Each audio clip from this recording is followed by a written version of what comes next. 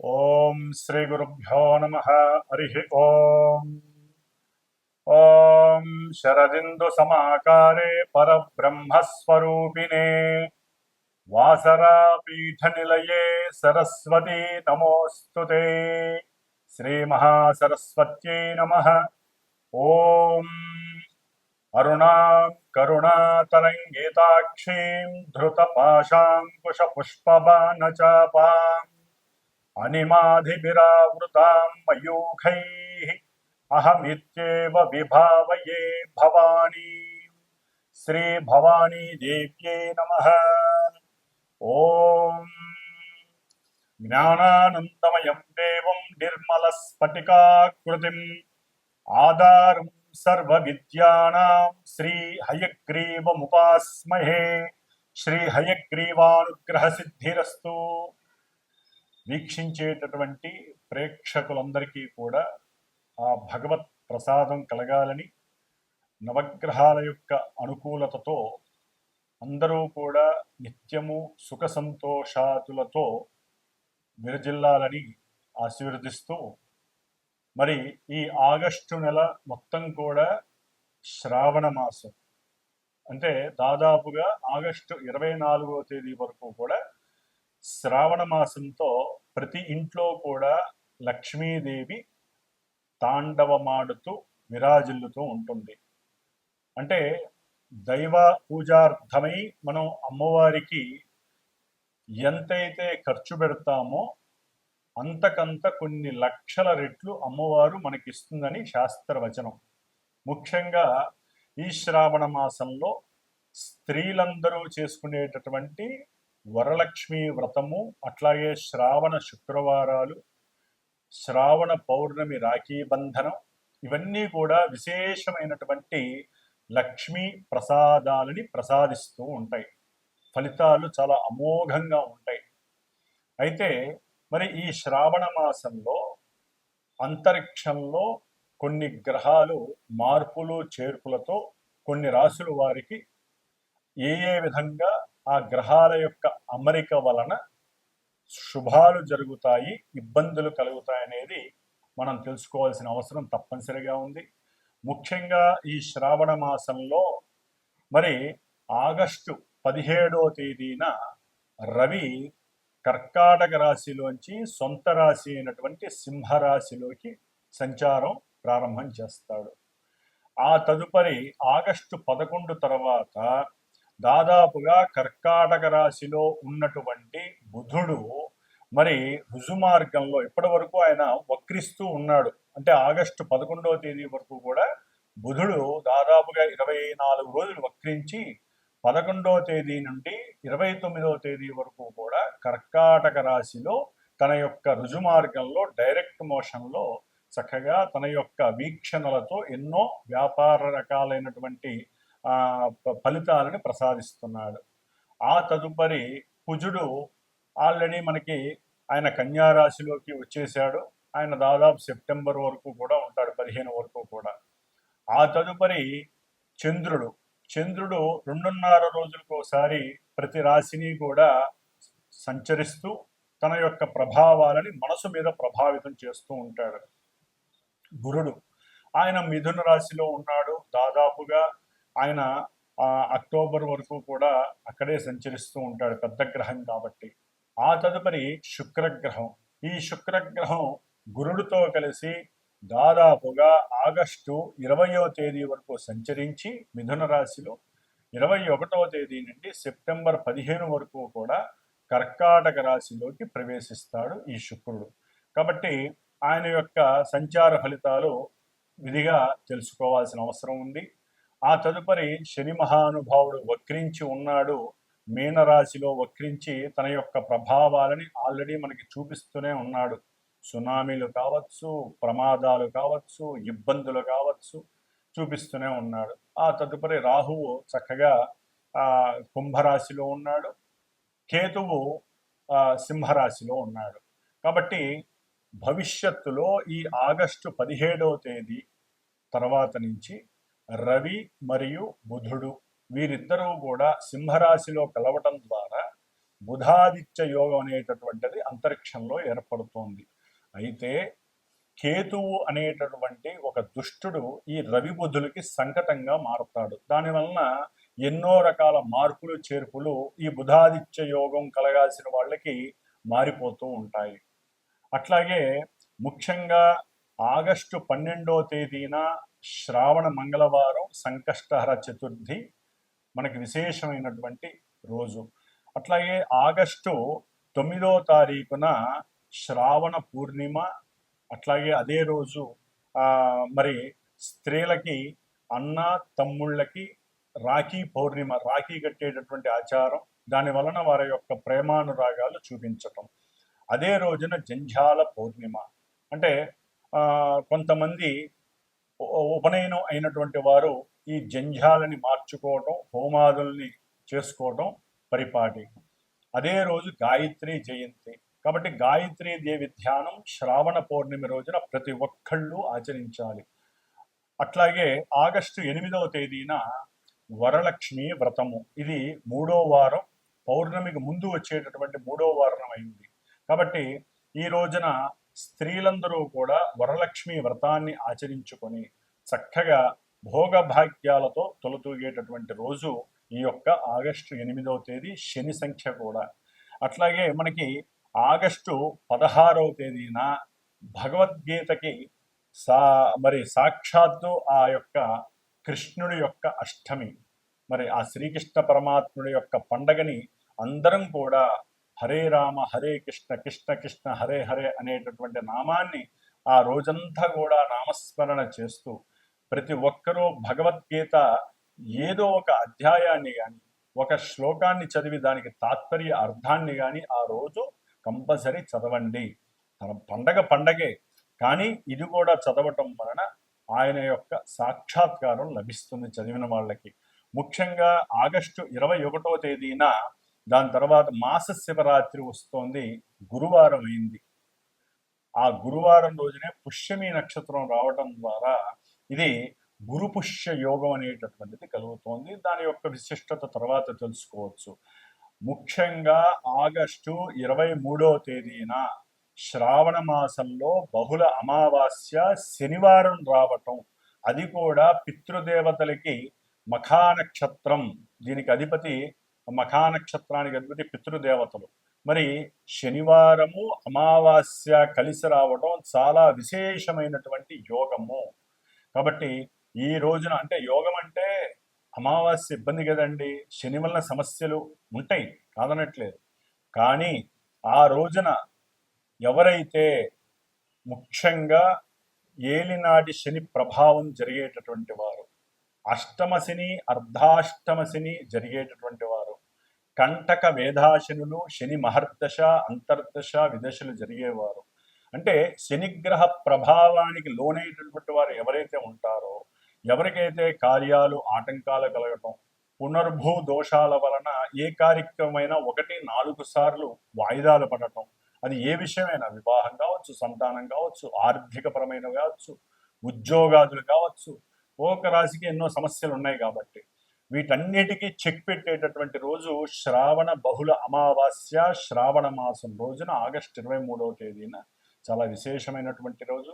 ముఖ్యంగా అశ్విని నక్షత్రం, మఖా నక్షత్రం, మూలా నక్షత్ర జాతకులు ఎవరైతే ఉన్నారో వారందరికీ కూడా దోషాలు ఉంటాయి. కాబట్టి నక్షత్ర దోషాలు, మరి ఆ అమావాస్య రోజున పితృశాప దోషాలు, అట్లాగే ఈ శనిగ్రహ దోషాలు, నక్షత్ర దోషాలు, ముఖ్యంగా కుంభము, మీనరాశుల వారు, సింహరాశి వారు, కన్యారాశి వారు, ధనస్సు రాశి వారు, ఇందాక చెప్పిన శని దోషాలు ఉన్నటువంటి వాళ్ళందరూ కూడా, మరి అమావాస్య రోజున పుట్టినటువంటి వారికి కూడా విశేషమైనటువంటి జనన దోషం ఉంటుంది, బాలారిష్ట దోషాలు ఉంటాయి.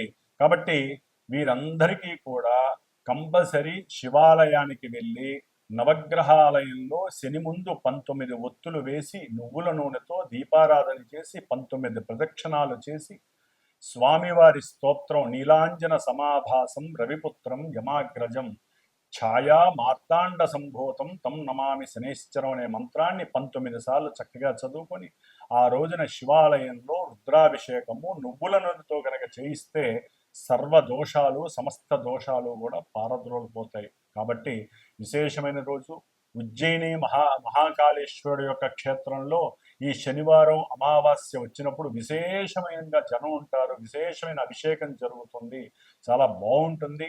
గంగానది ఒడ్డున పితృదేవతలకి ఎంతోమంది మరి పిండ ప్రదానాలు చేస్తారు గైలో కానీ. అంత విశేషమైన రోజు ఇది. ముఖ్యంగా మనకి వెళ్ళలేనటువంటి వారు, కుదరనటువంటి వారు, మరి ఈ దోషాల వలన బాగా ఇబ్బందులు పడుతున్న వారు మరి మా యొక్క శ్రీమాత జ్యోతిషాలయ పీఠంలో ఈ యొక్క శ్రావణ బహుళ అమావాస్య రోజున విశేషంగా మఖా నక్షత్రము ఇందాక ఏదైతే చెప్పానో ఆ నక్షత్రాల పరంగా, అట్లాగే శనిగ్రహ బాధలు పడుతున్నటువంటి వారు కానివ్వండి, ముఖ్యంగా అమావాస్య రోజు పుట్టినటువంటి వారు కానివ్వండి, పితృ మాతృ గురు శాపాలు, ఇలాంటి శాప దోషాలు ముఖ్యంగా ఈ అమావాస్య శనివారం అనేటటువంటిది విశేషమైనటువంటి దోషాలను తొలగించడానికి అటు రుద్రాభిషేకం ఎంత విశిష్టతో హోమ ప్రధానం కూడా అంతే విశిష్టత. కాబట్టి ఎవరైనా సరే సంకల్పించి మీరు గనక నాకు ఫోన్ చేసినట్లయితే ఈ యొక్క విశేషమైనటువంటి హోమంలో మీ అందరి గోత్రనామాదులు కూడా తెలియచేస్తూ అవకాశం ఉన్నవాళ్ళు చక్కగా వచ్చి పాల్గొనొచ్చు. లేదా మీరు ఆ యొక్క హోమాన్ని వీక్షించేటటువంటి అవకాశం, అంటే అయిపోయిన తర్వాత మీరు కూడా వీక్షించే అనుకూలత అవకాశాన్ని కూడా కల్పింపజేస్తున్నాను. కాబట్టి ముఖ్యంగా ఈ యొక్క శ్రావణ మాసం అంతా కూడా విశేషమైనటువంటి రోజుల్ని అందరూ కూడా దేవతారాధనలతో చక్కగా ఆ దేవతల్ని ఆరాధిస్తూ శుభప్రదంగా ఉండాలని, మరి ద్వాదశ రాశుల వారికి ఈ ఆగస్టు 1వ తేదీ నుండి ఆగస్టు 31వ తేదీ వరకు గ్రహాలు ఏ ఏ రాశుల్లో సంచరిస్తాయి, వారికి ఏ ఏ ప్రభావాలు కలుగుతాయి, దానికి పరిష్కార మార్గాలు ఏమిటి అనేటటువంటి విషయాన్ని తెలుసుకుందాం. ఓం శ్రీమాత్రే నమః. వృషభ రాశి వారికి ఈ ఆగస్టు నెల మొత్తంలో కూడా మరి సూర్య భగవానుడు 3వ రాశిలో సంచారం ఆగస్టు 17 వరకు కాస్త విక్రమపరమైనటువంటి ధైర్య సాహసాలతో కూడినటువంటి మరి మీ మేధస్సుకి సరైనటువంటి సృజనాత్మకని జోడించి ఉన్నతమైనటువంటి కళల యందు మీకంటూ ఒక స్ట్రాటజీని పెంచుకుంటూ, అట్లాగే ధనపరమైనటువంటి విషయాలలో చాలా జాగ్రత్తలను పాటిస్తూ, అవతల వాళ్ళతో మాట్లాడేటప్పుడు అవతల వాళ్ళు మిమ్మల్ని ధనపరంగా చూస్తున్నారా, అంటే ఎవరైనా అప్పడగటానికి చూస్తున్నారా, లేకపోతే అంతకుముందు మీరు ఏదైనా అప్పులు తీసుకొని ఉంటే ఆ అప్పుల్ని తీర్చడానికి వాళ్ళు మిమ్మల్ని జాగ్రత్తగా నేకగా మాట్లాడుతున్నారా అనేటటువంటి విషయం పైన గ్రాహింపు శక్తి ఉంటుంది ఈ సమయంలో. అట్లాగే ముఖ్యంగా 17వ తారీఖు తర్వాత ఈ రవి తన యొక్క స్వక్షేత్రంలో మారడం ద్వారా కొంత మీరు అనుకున్నటువంటి ప్రయాణాల యందు కొంత అలసట, అట్లాగే విద్యార్థులకి కొంత చదువులో కొన్ని ఆటంకాలు, అంటే విచిత్రంగా ఉంటాయి ఆటంకాలు కూడా, పెద్దగా అవి మిమ్మల్ని ఇబ్బంది పెట్టకపోయినప్పటికీ కేతువుతో కూడినటువంటి రవి, అట్లాగే బుద్ధికారకుడైనటువంటి వాడు, గ్రహణ శక్తి కలిగినటువంటి వాడు, వాక్కు కారకుడైనటువంటి బుధుడు కూడా కలిసి రవి బుధుల యొక్క యోగము, బుధాదిత్య యోగము విద్యార్థులకి అఖండమైనటువంటి యోగానికి కూడా దారితీస్తుంది. ఈ కేతువు కూడా రవికి అనుకూలవంతుడు, సింహరాశి అనుకూలవంతం కాబట్టి ఇంకా బుధుడు కేతువు కలవటం ద్వారా విశ్వాసంతో కూడినటువంటి ఉన్నతమైనటువంటి తెలివితేటలు, బుద్ధిని ప్రదర్శించటం ద్వారా మీ యొక్క కళలు, ఎవరైతే కళల్లో ఉన్నారో నైపుణ్యవంతులు అవుతారో. విద్యందు కూడా అకస్మాత్తుగా ఏదో డైవర్షన్ వస్తుంది, ఉన్నతమైనటువంటి ఆలోచనల ద్వారా విద్యార్థులకి యోగం కలిగే అవకాశం కూడా ఉంటుంది. కాకపోతే 4లో రవి ఉండటం అనేది మరి శాస్త్రరీత్యా గోచార రూల్స్ ప్రకారం కొంత దోషం. కానీ ఆయన యొక్క స్వక్షేత్రం కాబట్టి ఆయన ఎప్పుడూ కూడా తన ఇంటిని పాడు చేసుకోడు కాబట్టి మరి రవి బుధుల యొక్క ఈ యొక్క బుధాదిత్య యోగం అనేటటువంటిది చాలా విశేషప్రదమైనటువంటిది. అట్లాగే శుక్రుడు ఈ నెల 20వ తేదీ తర్వాత 3వ రాశిలోకి ప్రవేశించి అనుకున్నటువంటి ప్రయాణాల యందు చాలా తొందరగా మీరు ఆలోచనని ఫాస్ట్ ఫార్వర్డ్ చేసేస్తారు, వెళ్ళిపోవాలనుకుంటే వెళ్ళిపోవటమే అనేటటువంటి పరిస్థితులు ఎదురవుతాయి. కాకపోతే అప్పుడప్పుడు ఉద్యోగరీత్యా ఏదైనా మీరు అనుకుంటే గనక వాళ్ళు పంపిస్తే ఆ ప్రయాణాల యందు కొంత ఆలస్యము జరిగి ధన నష్టము కలగడానికి కూడా అవకాశం ఉంటుంది. దాంతో మీకు కాస్త చిరాకు పరాకు రావటం వలన కుటుంబంలో తల్లి మీద, లేకపోతే భార్య పైన, లేకపోతే భార్య ఉద్యోగం చేస్తే భర్త పైన కొంత అవాక్కులు చివాక్కులు ఇబ్బందులు పెట్టడం, గృహాల్లో కొంత వ్యవహారం అనేది పాడవటం అనేది జరుగుతుంది. అట్లాగే మీరు అనుకున్నటువంటి పరాక్రమవంతమైనటువంటి అంటే ధన విషయంలో కావచ్చు, ఏదైనా భూమికి సంబంధించి గృహానికి సంబంధించినటువంటి అమ్మకపు విషయాలలో కూడా కొంత అనుకూలత కలిగే అవకాశం ఉంటుంది. దాని ద్వారా అప్పులు తీర్చేటటువంటి ధైర్య సాహసాలకి మీరు నడుం కట్టేటువంటి అవకాశం ఉంటుంది. మరి ద్వితీయంలో ఉన్నటువంటి గురుడు ఆకస్మికంగా ధనలాభాలను ఇస్తూనే ఉంటాడు వృషభ రాశి వారికి. అట్లాగే 5వ స్థానంలో ఉన్నటువంటి కుజుడు వలన ఈ వృషభ రాశి వారికి మీ యొక్క ఆలోచనలు పరాక్రమంతో అనేటటువంటిది తగ్గి కొంత మనస్సులో ఉండేటటువంటి ఎన్నో రకాలైనటువంటి పరవిధ ఆలోచనలు అక్కడ కల్మషాల్ని కలుగజేసి ఆ చుట్టూ ఉన్నటువంటి వాతావరణాన్ని, సంఘంలో మీకంటూ ఉన్నటువంటి స్ట్రాటజీ పరపతిని కూడా కొంచెం చెడగొట్టుకునే అవకాశం ఉంటుంది. ఆ యుగో అంటే ఆ యొక్క ఈర్ష్య అసూయ ద్వేషాలను తీసివేయాలి, ప్రేమించేటటువంటి తత్వాన్ని అలవాటు చేసుకోవాలి. ఈ నెల రోజులు కూడా తొందరపడి మాట్లాడటం, బంధువులతో లేకపోతే బంధువులకి సంబంధించినటువంటి భార్యాభర్తల్లో ఎవరైనా సరే వారి బంధువులతో ఏదైనా ఫంక్షన్స్కి వెళ్ళినప్పుడు అకస్మాత్తుగా ఉన్నటువంటి మీ యొక్క మానసిక చర్యలు మారిపోయి కోపావేశము రిగ్రెట్ ఎక్కువైపోయి వారితో కోపావేశాలుగా మాట్లాడటం, ముఖ్యంగా సంతానపరమైనటువంటి ఏ సమస్య అయినా సరే సంతానపరంగా అవి మిమ్మల్ని కొంచెం డిసప్పాయింట్మెంట్ చేసేటటువంటి పరిస్థితులు కూడా కలుగుతున్నాయి. కొంతమందికి అది కొంత అనుకూలమైనటువంటి పరిస్థితులు కూడా సంతాన రీత్యా కొంతవరకు అనుకూలత్వం కలిగే అవకాశం ఉంటుంది.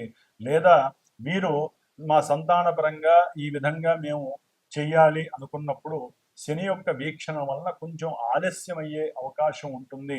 ముఖ్యంగా అకస్మాత్తుగా సంతానపరమైన విషయాలలో కొన్ని గొడవలు కొట్లాటల వలన వారు ఉన్నతమైనటువంటి ఉపాధ్యాయుల్ని ఏదో రకమైనటువంటి మాటలతో మాట్లాడడం వలన విద్యాపరంగా మీకు కొన్ని సమస్యలు కూడా తెచ్చిపెట్టే అవకాశం ఉంటుంది. అట్లాగే పిల్లలు దూర ప్రాంతాలకు వెళ్ళినప్పుడు మీరు కొంచెం వారికి వారించి చెప్పడానికి ప్రయత్నం చేయండి. గట్టిగా అరవటం, వారితో గొడవలు పెట్టుకోవడం ద్వారా వారిలో ఉన్నటువంటి మనో నైపుణ్య విద్య తగ్గి మీ మీద కూడా ఎదురు తిరిగేటటువంటి స్వభావం ఈ కుజుడు 5వ రాశిలో ఉండటం, దీనివల్ల సద్యోస్ఫురణ శక్తి తగ్గుతుంది, సృజనాత్మకత అనేటటువంటిది లోపింపబడుతుంది. అట్లాగే బుధుడు ఈ 20వ తారీఖు తర్వాత ఆగస్టు 20 తర్వాత రవి బుధాదిత్య యోగం అనేటటువంటిది విద్యార్థులకి యోగం అనే చెప్పుకోవాలి. రాహువు 10లో ఉండటం ద్వారా, అట్లాగే శని వక్రించి 10వ స్థానం పైనే ఆయన యొక్క అనుకూలత కూడా ఉండటం ద్వారా మీరు చేసేటటువంటి వృత్తి ఉద్యోగాల యందు కొంత ఆలోచన సరళి, ఆలోచన శక్తి మార్చుకోవటం ద్వారా విపరీతమైన ఆలోచనలు పక్కన పెడితే గనక వృత్తిలో మీకంటూ ఒక కళా నిపుణత నైపుణ్యత కలిగి ఒక గుర్తింపు, హోదా, అధికారము లభించటానికి ఎక్కువ ఆస్కారాలు ఉన్నాయి. కాబట్టి దానికోసం మీరు కొంత కళాత్మకంగా మరి మీకన్నా సాటి ఉద్యోగస్తుల్ని పెద్ద పెద్ద అధికారుల్ని కూడా కాస్త మాటలతో అటు ఇటుగా మాట్లాడుతూ మీకు కావలసిన పని చేయించుకునే పరిస్థితి కూడా ఈ వృషభ రాశి వాళ్ళు చేసుకోవడం చాలా విశేషమైనటువంటిది. ఉన్నంతలో వృషభ రాశి వారికి అన్ని విధాలా చక్కగా బాగానే ఉంది. కాకపోతే విద్యార్థులు మాత్రము కాస్త ఈ గణపతికి సంబంధించినటువంటి యోగకరమైనటువంటి పరిస్థితులు అంటే ఆయనకి సంబంధించిన ఓం గం గణపతయే నమః అనే మంత్రాన్ని చదవడం ద్వారా ఇంకా రాజవిద్య ప్రసాదించడానికి అవకాశం ఉంటుంది. మరి కుజుడు హనుమంతుడి యొక్క అనుగ్రహం కోరి మీరు హనుమంతుడిని ఏ రకంగా ఉపాసించినా కూడా సంతానవంతుడికి ఇబ్బంది లేకుండా ఉంటుంది. ఓం శ్రీ సుబ్రహ్మణ్యేశ్వర స్వామినే నమః.